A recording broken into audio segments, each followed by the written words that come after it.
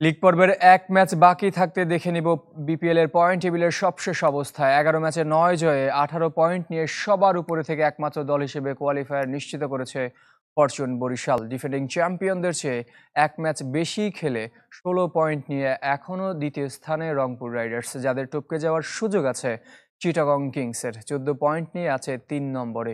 Play অফের শেষ স্পটের লড়াইয়ে দুর্বার রাজশাহী আর খুলনা টাইগার্স। ইতিমধ্যেই আসর থেকে ছিটকে গেছে পয়েন্ট টেবিলের তলানিতে থাকা দুদল, ঢাকা ক্যাপিটালস ও সিলেট স্ট্রাইকার্স।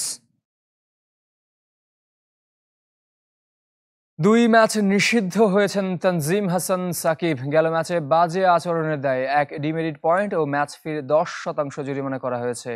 এর আগে আরও ৩ ডিমেরিট পয়েন্ট পেয়েছিলেন এই সিলেট পেসার। ৪ ডিমেরিট পয়েন্ট যোগ হওয়ায় ২ ম্যাচ নিষিদ্ধ হয়েছেন তানজিম সাকিব। তবে আন্তর্জাতিক ক্রিকেটে খেলতে তার কোনো বাধা নেই। ঘরোয়া ক্রিকেটের ২ ম্যাচ খেলতে পারবেন না এই ডানহাতি পেসার।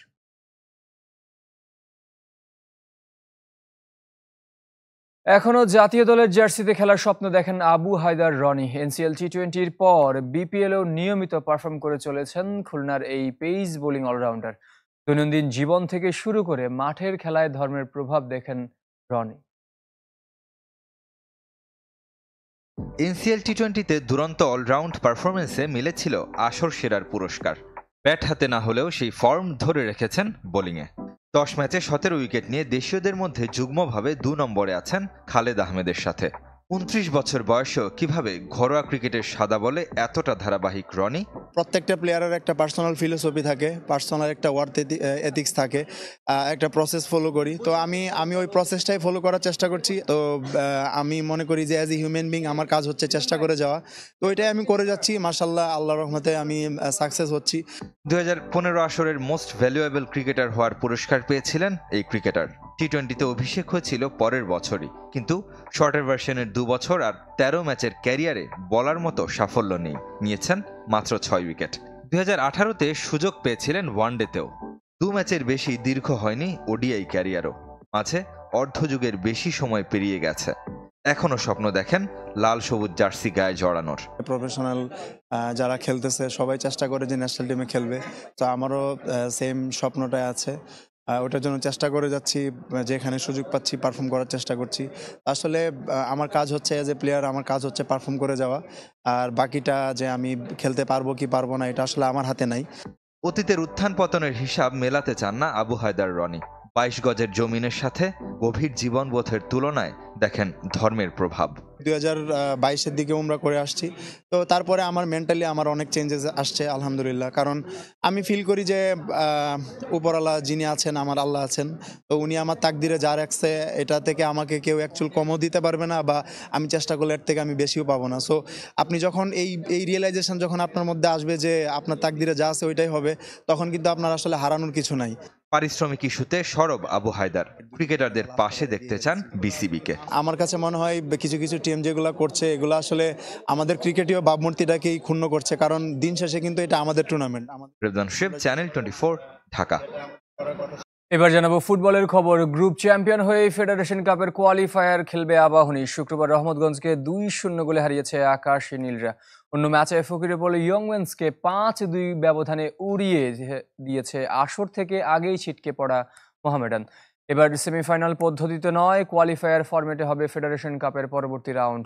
৮ এপ্রিল কুমিল্লায় প্রথম কোয়ালিফায়ারে গ্রুপ এ চ্যাম্পিয়ন বসুন্ধরা কিংসের মুখোমুখি হবে বি সেরা আবাহনী। এই ম্যাচের জয়ী দল খেলবে ফাইনাল, পরাজিত দল খেলবে কোয়ালিফায়ার 3, যেখানে কোয়ালিফায়ার 2-র জয়ী দলও খেলবে। এর আগে ১৫ এপ্রিল বসুন্ধরা কিংস এরেনায় কোয়ালিফায়ার 2-তে মুখোমুখি হবে ২ গ্রুপের ২ রানার্স আপ রহমতগঞ্জ ও Brothers Union. Head coach Peter বাটলারের সাথে নারী ফুটবলারদের দূরত্ব ইস্যুতে এরই মধ্যে কাজ শুরু করে দিয়েছে ৭ সদস্যের কমিটি। শিগগির সামনাসামনি কথা বলবে দুপক্ষের সাথে। এমনকি নারী উইংয়ের কোনো গাফিলতি ছিল কিনা তা নিয়েও কাজ করবে এই কমিটি। নারী উইং চায় দ্রুত মেয়েরা মাঠে ফিরুক। হেড কোচ পিটার বাটলারের সাথে নারী ফুটবলারদের দূরত্ব ইস্যুতে কদিন ধরে আলোচনায় দেশের ফুটবল। বৃহস্পতিবার মেয়েরা ৬টি কারণ উল্লেখ করে গণমাধ্যমে বক্তব্য দেওয়ার পর থেকে দেশ জুড়ে মিশ্র প্রতিক্রিয়া। সরব সামাজিক যোগাযোগ মাধ্যম, পক্ষে বিপক্ষে নানা মত। তাৎক্ষণিক সিনিয়র সহসভাপতি ইমরুল হাসানকে প্রধান করে ৭ সদস্যের কমিটি করেছে ফুটবল ফেডারেশন। যে কমিটি এরই মধ্যে কাজ শুরু করেছে, কথা বলবে সব পক্ষের সাথে। আমরা সব পক্ষের সাথে কথা বলে আমরা চাইবো, আপনারা জানেন যে মেয়েদের অবশ্যই বাংলাদেশ ফুটবলে একটা ভালো অবদান আছে, কিন্তু ভালো অবদান থাকা সত্ত্বেও এটা কারো কাছে বাংলাদেশ ফুটবল কিন্তু জিম্মি হয়ে থাকবে, সেটাও কিন্তু একরকম ঠিক না। তো আমরা আশা করছি যে একটা সুন্দর সমাধান আমরা বুঝতে পারবো। মহিলা একটা নারী উইং আছে ফুটবলে, এই নারী উইং এর ব্যর্থতা আছে কিনা সেটাও কিন্তু আমরা খতিয়ে দেখবো এই কমিটি। ২৪ ফেব্রুয়ারি ২ প্রীতি ম্যাচের জন্য আরব আমিরাত যাওয়ার কথা বাংলাদেশ নারী দলের। এখন কার্যত অচল দলের কার্যক্রম। ৭ সদস্যের কমিটির প্রধান ইমরুল হাসান এবং নারী উইং চেয়ারপারসন মাহফুজা আক্তার চান দ্রুত সমাধানের মাধ্যমে ফুটবলকে মাঠে ফেরাতে। আমাদের চেষ্টা থাকবে ফুটবল যেন মাঠে থাকে এবং ফুটবল বাংলাদেশ জাতীয় যেন মাঠে খেলতে পারে, সেই চেষ্টাটুকু অবশ্যই থাকবে, কারণ ফুটবল খেলায় যদি মাঠে না থাকে আমাদের সমস্ত চেষ্টায় আসলে বৃথা। আমি মেয়েদের সাথে সেভারেল টাইম কথা বলছি, একজন করে কথা বলছি, তার কেউ বাকি নেই, সবার সাথে কথা বলা। আমি ওদেরকে বারবার একই কথা বলছি যে এমন কোনো সিদ্ধান্ত নিও না যেটা তোমাদের মানে জন্য একটা বড় ধরনের ক্ষতির কারণ হয়। আমি চাই মেয়েরা ক্যাম্পে ফিরে আসুক, তারা খেলুক, তারা ভালো থাকুক। বেঁধে দেওয়া নির্ধারিত ৭ দিনের মধ্যে সমাধানে আশাবাদী সংকট নিরসনে গঠিত বাহুফের ৭ সদস্যের কমিটি। ফয়জুল ইসলাম, চ্যানেল 24, ঢাকা। জয়পুরহাটে আবারও ফিরছে নারী ফুটবল। গতকাল সকালে দুপক্ষের সাথে বৈঠক শেষে সিদ্ধান্তের কথা জানায় তদন্ত কমিটি। এ সময় নিজেদের ভুল স্বীকার করে নারীদের ফুটবল খেলা নিয়ে আপত্তি ও ভাঙচুরের ঘটনায় ক্ষমা চেয়েছে মাদ্রাসা কমিটি। খুব দ্রুতই মাঠে ফিরবে খেলা। গেল ২৮ জানুয়ারি আক্কেলপুর উপজেলার তিলকপুর উচ্চ বিদ্যালয় মাঠে নারীদের ফুটবল ম্যাচ বন্ধ করতে এলাকার বিক্ষুব্ধ মুসল্লি, রাজনৈতিক ব্যক্তিবর্গ ও মাদ্রাসার ছাত্ররা হামলা ও ভাঙচুর করে। এই ঘটনায় গতকাল ৫ সদস্যের তদন্ত কমিটি গঠন করে জেলা প্রশাসক আফরোজা আক্তার চৌধুরী। ৩ দিনের মধ্যে প্রতিবেদন জমা দিতেও বলা হয়েছে তাদের।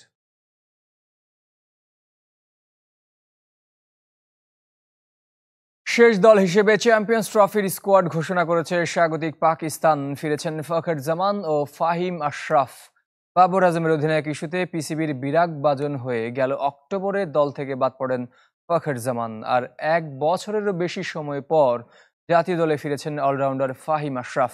সবশেষ ২০২৩ সালে আন্তর্জাতিক ম্যাচ খেলেছিলেন তিনি।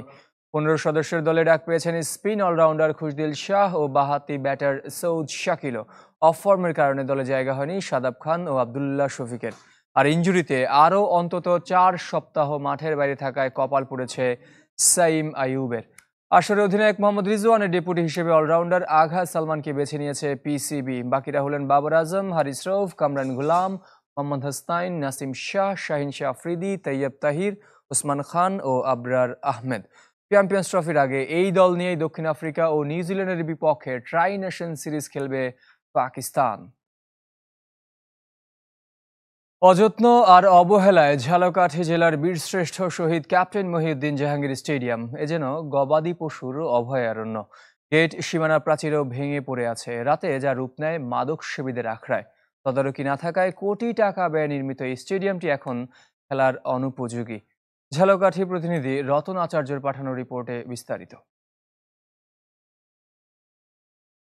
মাঠে চড়ছে গরু ছাগল, গ্যালারি দখল করে আছে খড়কুটো। আবার এই দৃশ্য দেখে মুরগির খামার ভাবলেও ভুল হবে না। ঝালকাঠি জেলার বীরশ্রেষ্ঠ শহীদ ক্যাপ্টেন মহিউদ্দিন জাহাঙ্গীর স্টেডিয়ামের ছবি এটি। অযত্ন আর অবহেলায় বছরের পর বছর ধরে ধ্বংসস্তূপের মতো বিধ্বস্ত হয়ে পড়ে আছে স্টেডিয়ামের প্রধান গেট ও সীমানা প্রাচীর। রাত হলেই যেখানে মাদক সেবীদের আখড়া। নির্মাণ কাজের শুরুতেই নানা অনিয়ম আর অভিযোগ ছিল ঠিকাদারি প্রতিষ্ঠানের বিরুদ্ধে। ফলে অবকাঠামোগত নানা সমস্যাও প্রকট আকার ধারণ করেছে। মাঠ ভরাটে বালু ব্যবহার করায় খেলার অনুপযোগী স্টেডিয়ামটি। ২০০৭ সালে জাতীয় ক্রীড়া পরিষদ ঝালকাঠি জেলা ক্রীড়া সংস্থাকে স্টেডিয়ামটি বুঝিয়ে দেয়। তবে এরপর থেকেই অবহেলিত। দেশের বেশিরভাগ জেলায় স্টেডিয়াম নির্মাণ হলেও তা রক্ষণাবেক্ষণে থাকে না পর্যাপ্ত অর্থ, যে কারণে দ্রুত নষ্ট হয়ে পড়ে প্রকল্পগুলো। এই খাতে পর্যাপ্ত বাজেট বরাদ্দের দাবি সংশ্লিষ্টদের। প্রায় 17 বছর হয়ে গেছে, কিন্তু এখন পর্যন্ত কোনো ভালোরূপে সংস্কার করার কোনো বরাদ্দ আসেনি। আসলে ক্রিকেট খেলাটা অনেক দুর্বিষহ। আমাদের একটা ক্রিকেট বোর্ড থেকে উইকেট করে দিচ্ছে, উইকেটটাও টোটালটা অরক্ষিত থাকে। আউটফিল্ড অনেক স্লো, উইকেট নাই, খেলাধুলা অনেক খারাপ হচ্ছে। টুর্নামেন্ট হচ্ছে আগে তা হয় না। আমাদের মাঠে টার্ফ উইকেট নাই। টার্ফ উইকেট না থাকার কারণে আমরা ম্যাচ খেলতে পারি না। দেখেন অন্যান্য জেলায় টার্ফ উইকেট থাকার কারণে বেশি ম্যাচ খেলতে পারে। রাজনৈতিক পট পরিবর্তনের পর জেলাগুলোতে খেলা ফেরাতে বদ্ধপরিকর সরকার। এ নিয়ে কাজও শুরু হয়েছে বলে জানিয়েছেন জেলা প্রশাসক। চেষ্টা চলছে স্টেডিয়াম সংস্কারের। যেহেতু মাঠগুলোতে একটু সংস্কারের প্রয়োজন আছে, আমরা সংস্কারের জন্য পৌরসভা থেকে পৌরসভার মাঠ এবং জেলা প্রশাসন, জেলা ক্রীড়া সংস্থা থেকে আমাদের ক্রীড়া সংস্থার মাঠকে সংস্কার করে খেলার উপযোগী করার কার্যক্রম গ্রহণ করা হবে। 6 কোটি টাকা ব্যয়ে 9.5 একর জমিতে নির্মাণ করা হয় স্টেডিয়ামটি। Desk report, channel 24। এই ছিল কুল স্পোর্টস 24 এর এখনকার আয়োজনে। খেলা সব আপডেট ও রিপোর্টগুলো দেখতে ভিজিট করে আমাদের ওয়েবসাইট ও ফেসবুক পেজ facebook.com/sports24 টিমে। ধন্যবাদ সবাইকে সাথে থাকার জন্য।